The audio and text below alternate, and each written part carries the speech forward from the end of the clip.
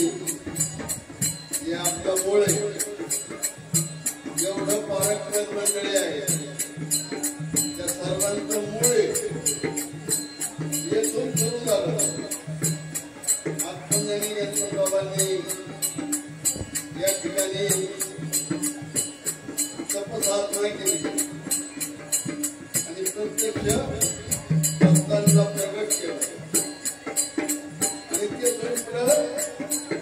दत्त सावताळ हे नाव या देवाला पडलं. त्या अगोदर नाव नव्हतं आणि दत्त सावताळ बाबा हे नाव आत्मज्ञानी गणपत बाबांनी ठेवलं गेलं आणि प्रत्यक्ष दत्त प्रसन्न करून घेतले आणि काय वर मागायचा तो मागितलं काय म्हणजे मला काही धन नको, द्रव्य नको, इस्टेट नको,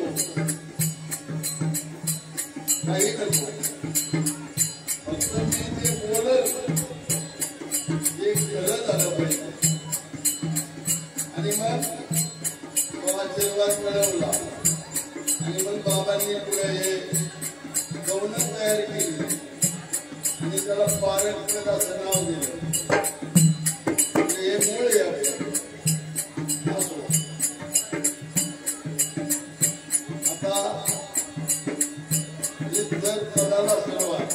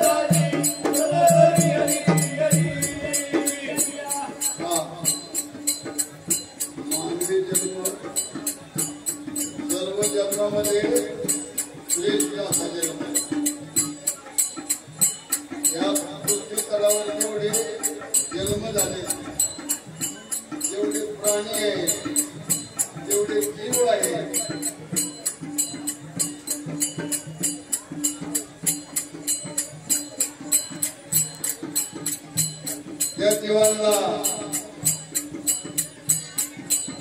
त्यांच्या जन्माचं सार्थक व्हावं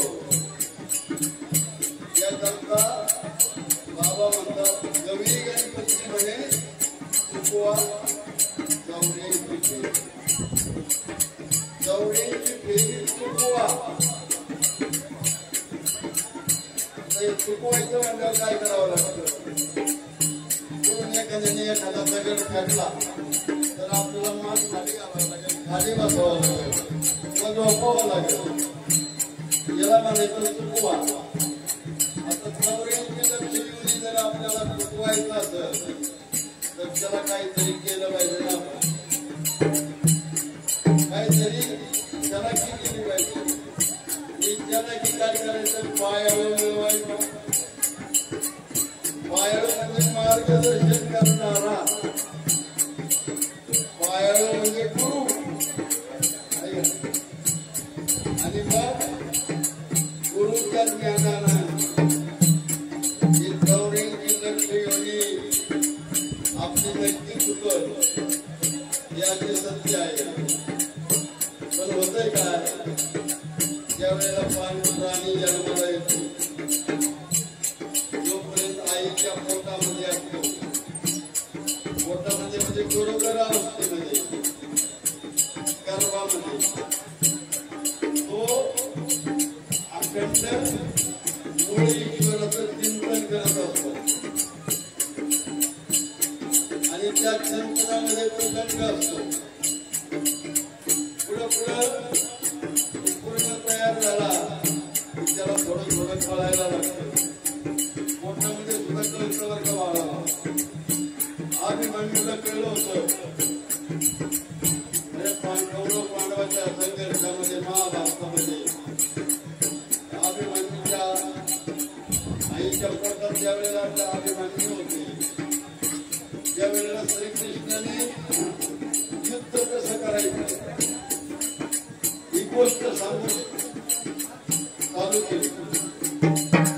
आता रणसंग्राम मध्ये चक्रव्यूह भेदायचं कसं आणि अडकायचं कसं ही गोष्ट सांगत चालले ते गर्भातलं बाळ हुंकार द्यायचं. आपण एक गोष्ट सांगताना हा करतो किंवा हो करतो असं ते बाळ गर्भामध्ये हो करायचं म्हणजे ऐकायचं आणि पुढं बरोबर एवढीच गोष्ट ऐकली आजचं ऐकली. पण पुन्हा लढाई करत बाहेर कसं यायचं ही गोष्ट आपणच राहायची ते काय ऐकलं नाही. आणि मग चक्रव्यूह मध्ये घुसतात पण बाहेर पडताना मात्र त्या अभिमन्यूचा शेवट झाला, अंत झाला. सांगायचं तात्पर्य काय की चौऱ्याची लक्ष्मी चुकवण्यासाठी सद्गुरूशिवाय काही पर्याय नाही. त्याला पायाळू म्हटलंय. आणि मग हा भवसागर वळून पहिलं तीराला जायचं म्हणजे पलीकडच्या कडेला. पहिली तीर म्हणजे काय नदी हे कडन ती कडं पलीकडे जायचं म्हणल्यावर पलीकडच्या कडेला जाऊ तर सागर होऊन जावं लागतं. तसं पायाळू सद्गुरू मिळवा आणि आपला हा भवसागर चालून जा.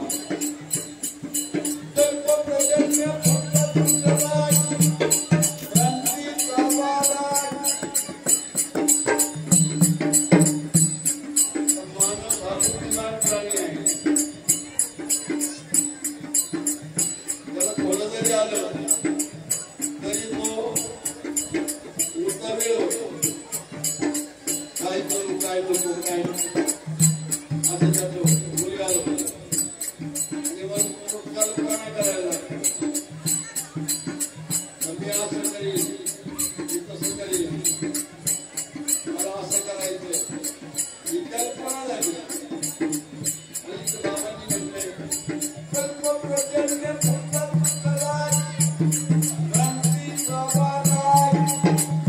कल्पनेचा पाऊस फुटायला लागला आणि वारा सुटल्यावर त्याला पाऊस येतो.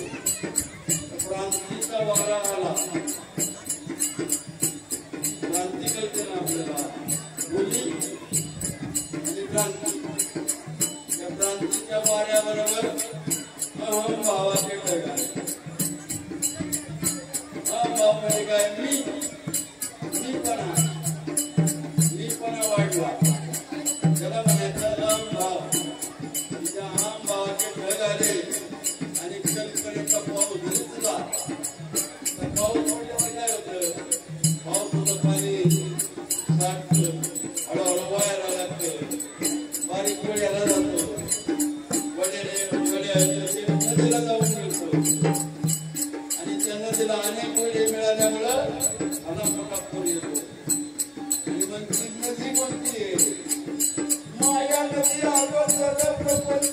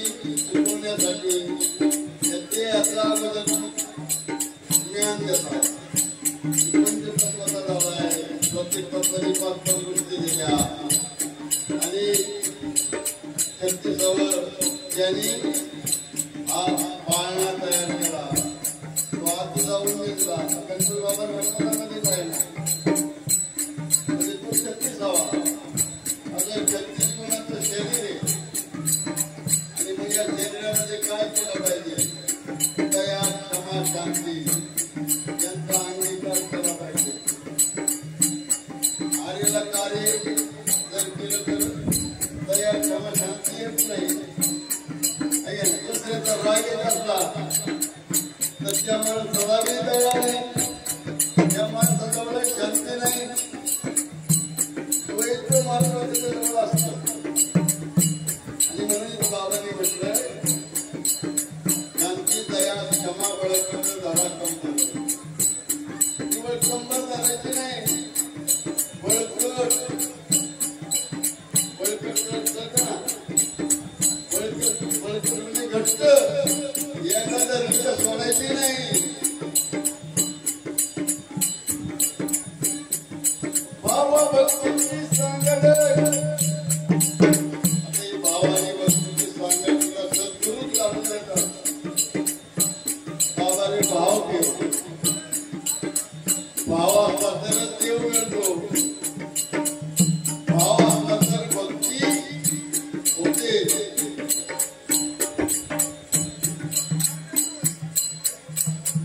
भावे विना भक्ती भक्ती विना मुक्ती फळे विना शक्ती बोलू नये आता भाव 2 अक्षर आणि भक्ती आडीचा अक्षर आडीच्या अक्षरामध्ये देव आहे बरोबर आहे ना भावाशिवाय भक्ती नाही आणि भक्तीशिवाय देव नाही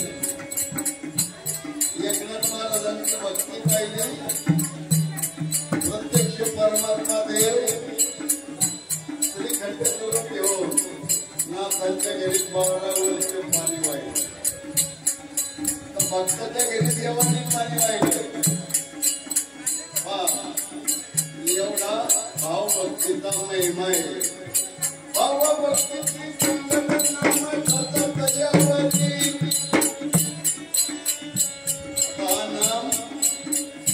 नामाचा ठसा अहो नाम या खंडाचे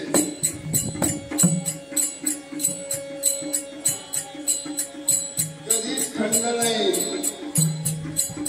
त्याला खंड हरिनाम म्हणायचे कारण सुद्धा नाही कारण हे जन्मापासून हा खंड हरिनाम करतोय आपलं खंड नाही जो आपला तरी खंड नाही देवच असला खंड नाही गायन करीत असला तरी नाम जप चालूच राहील चालत असला तरी नाम जप चालूच राहील काय एवढे गुराळ घालायचं एवढे गुराळ घालून त्याला आपण म्हणतो हा खंड हरिनाम करतो बोलणारच चालू आहे ऐकणारच चालू आहे मी खरं बोलतोय बरं का मी काय खोटं बोलत नाही तेव्हा 24 तासामध्ये 31,600 जप होतो प्रत्येकाचे तुमचे होतात माझे होतात इतके वाजवणार ते होत्या कोणती वाजवणार ते होत्या माग धीर असताना यांचा सुद्धा जप सारखा चाललेला आहे म्हणजे जप करण्यासाठी कोणतेही काम सोडायचं केलंच नाही त्याला म्हणतात खंड हरिनाम करतात इथं विनाबंद होतं तरी अखंड चाललंय का तसं नाही होत असो म्हणून म्हटलंय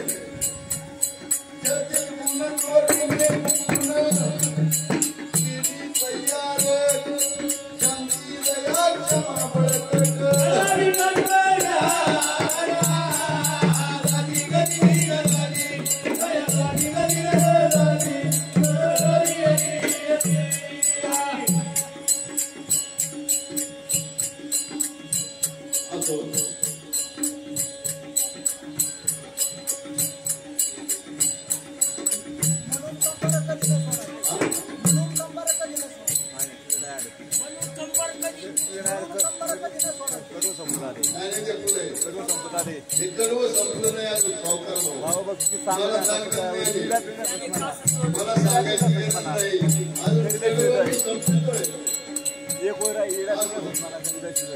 मला शेवट करायचा होता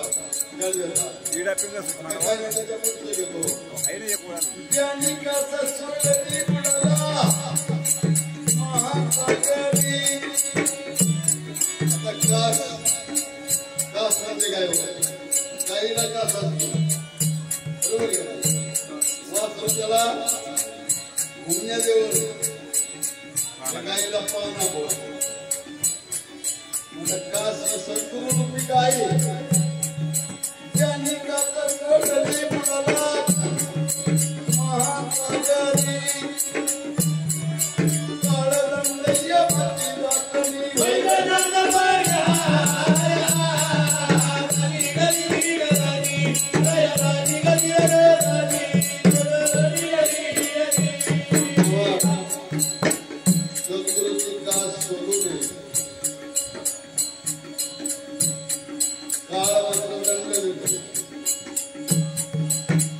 काळदंडय पती दातनी काय वाटत नाही मजा वाटते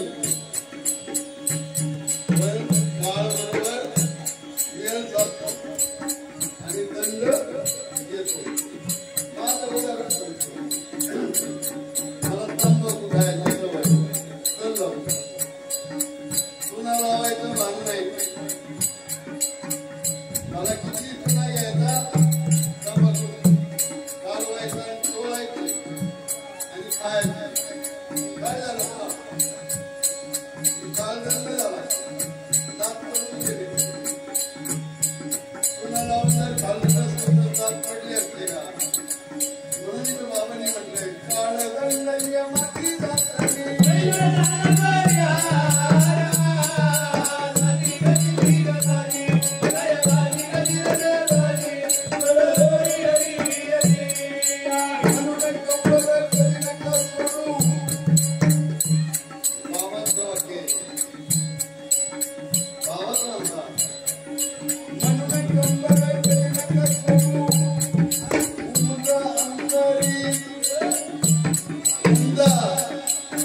समजून घ्या दुसऱ्याची काही सांगितलं तर काही करू नका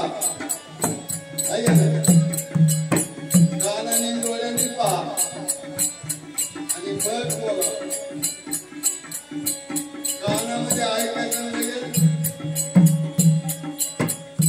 पूर्ण माहिती नाही घेता डोळ्यांनी पाहता लगेच भांडायला सुरुवात करायची हलक्या कानाचे नाही असल्या सावकार आणि असं हलका जर ऐकायले तर आपण सुद्धा हलकेच होतो आपल्याला कोणी वजन देत नाही पण करते नाही देत भाऊ नाही देणार बहिणी नाही देणार आणखी नातेवाईक नाही देणार म्हणजे आपलं वजन हलक्याच होतं आणि मग पुढे काय होतंय सारा पडू कोणी मदत करीत नाही एक दार द्यायला भाऊ येत नाही भाऊ दार फोडीत नाही फोडीत असतात अनुभव घ्या तुला अनुभव ही खात्री आहे आणि म्हणून म्हणलंय म्हणून कंबर कधी नका सोडू तुमचा अंतरी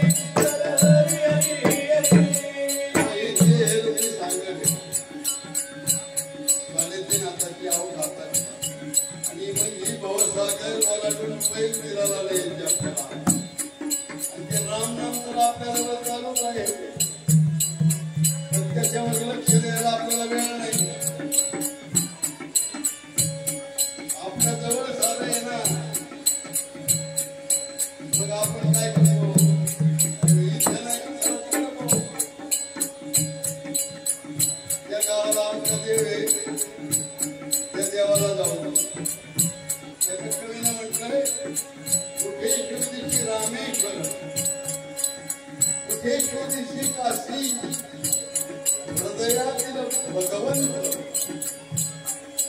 हृदयी राहिला उपाशी याला उपाशी ठेवायचं बाहेरच्या देवाला भरभरून घ्यायचं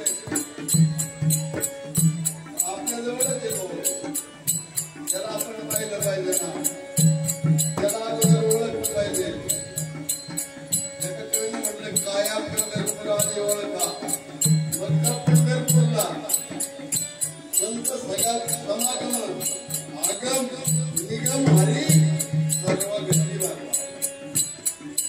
हरी जर सर्व ठिकाणी आहे म्हणजे तर नाही का आपल्या घरी नाही का प्रत्येक ठिकाणी हरी आहे आणि आपल्या जवळ आहे म्हणून बाबा म्हणतात व्यक्त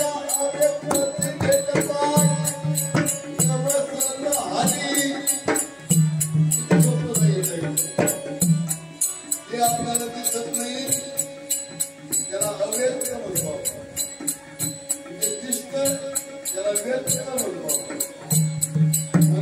व्यक्तातून अव्यक्त जर गेलो तर हरी आपल्याला नक्की सापडेल गवशीर म्हणजे सापडेल व्यक्त अव्यक्त व्यक्तता गवसलेला हरी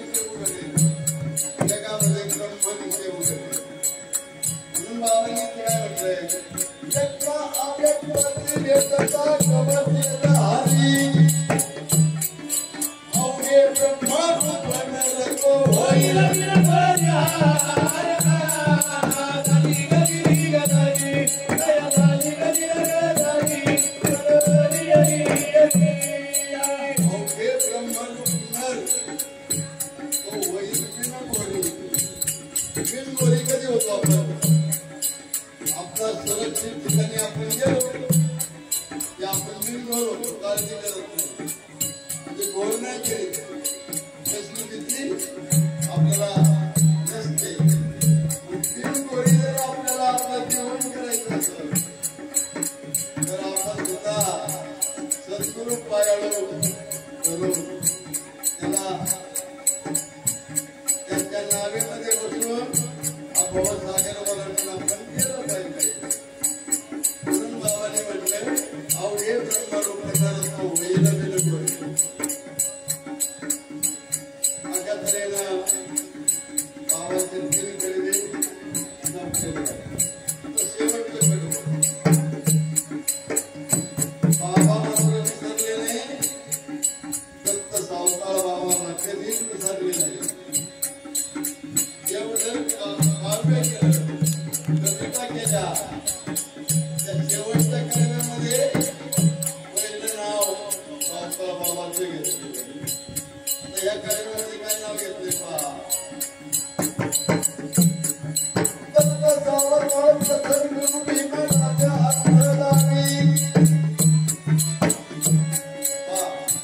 म्हणजे प्रसन्न केलेलं दैवताचं नाव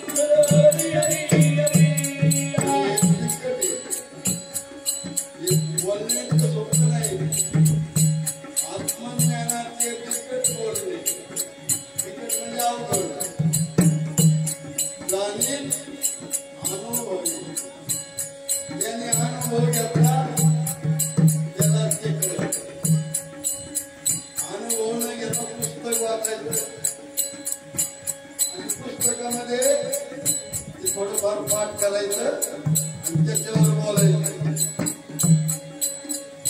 अनुभव नसताना काय बोलता येईल.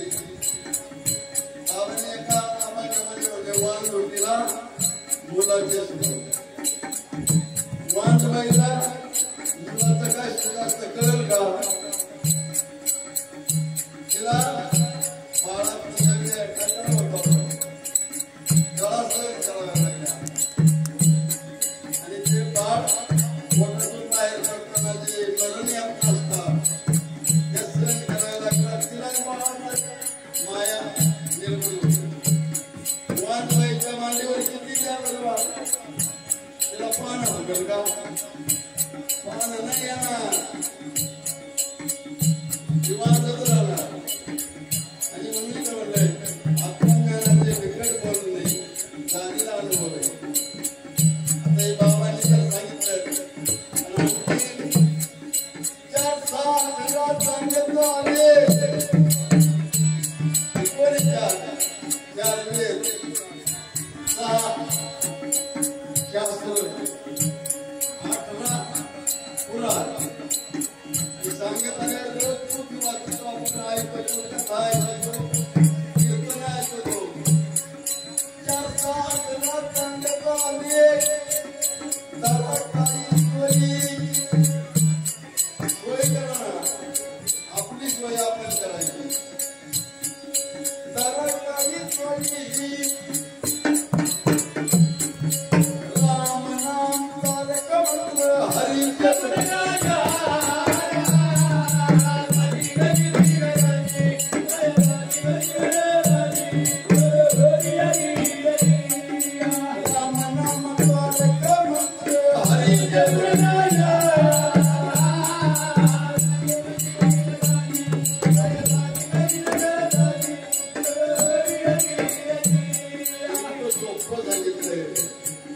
राम नाम तारक मंत्र हरी जप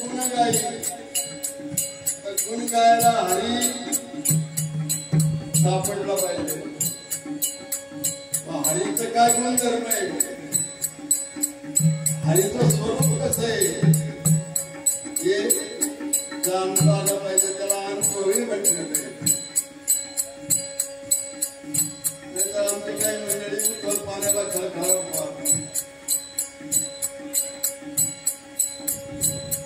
सत्तरी यमुना आणि इथे तो पुढे केला. सत्तरीला बोट लावून दाखव. याच्या बापाने तरी लावलं होतं का. म्हणजे आपल्याला ते कळत नाही, आपल्याला ते माहित नाही. ते समोरच्याला विचारायचं आणि आपण माहिती करून घ्यायचा प्रयत्न करायचा. असा काही प्रयत्न असतो.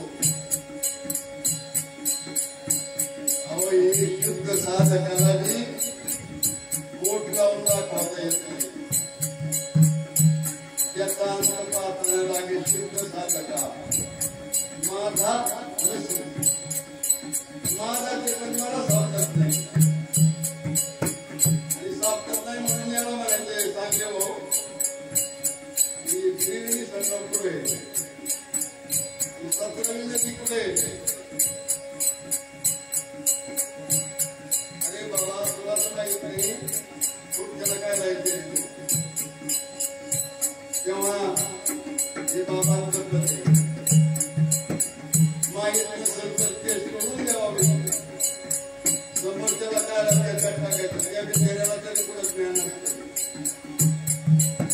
ज्याला ज्ञान असतं तो माणसं दारात नसता.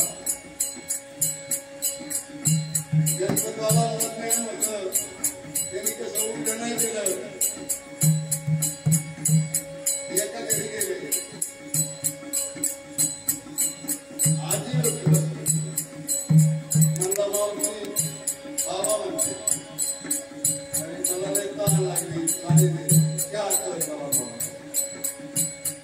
ती बाई म्हणजे मूर्त्या आम्हाला दूध नाही. तुला कुठं क्या बाबा म्हणजे ती काही येणार नाही. तिथं दूध का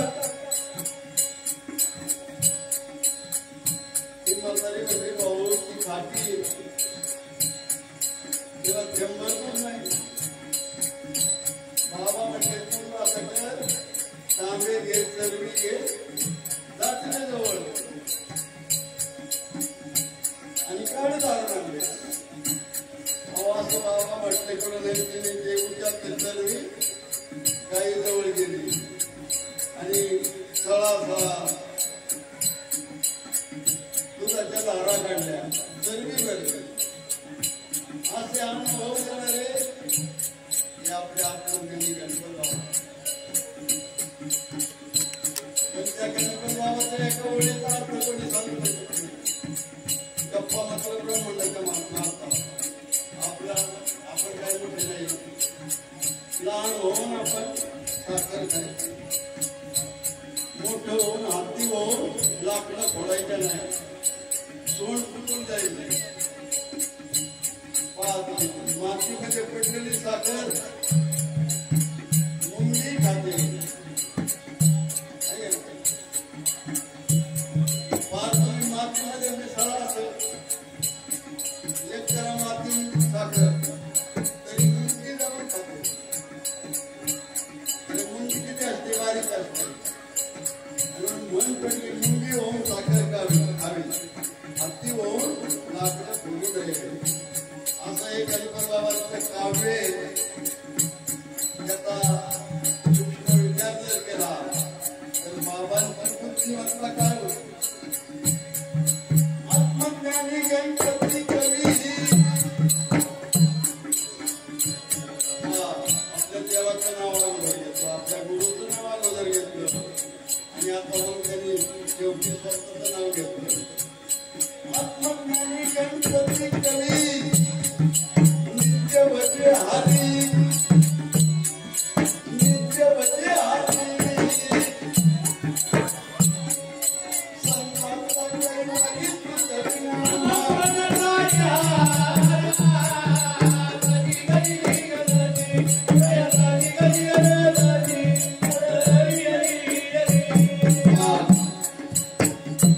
बाबा जे बोलले ते खरं. आत्मज्ञानी गणपती कवी, या पदाचे कवी आत्मज्ञानी अशी पदवी त्यांना लोकांनी दिली, समाजाने दिली. आज तुम्ही मला एखाद्या पुस्तकात दाखवा जेवढे संत मंडळी झाली त्यांना शिरोमणी म्हटलं गेलंय, ऐका नाही, ज्ञानी याची राजे म्हटलं गेलंय. पण आत्मज्ञानी संत अमुक अमुक आज पुढे गेलेलं आहे, तुला गेलेलं आहे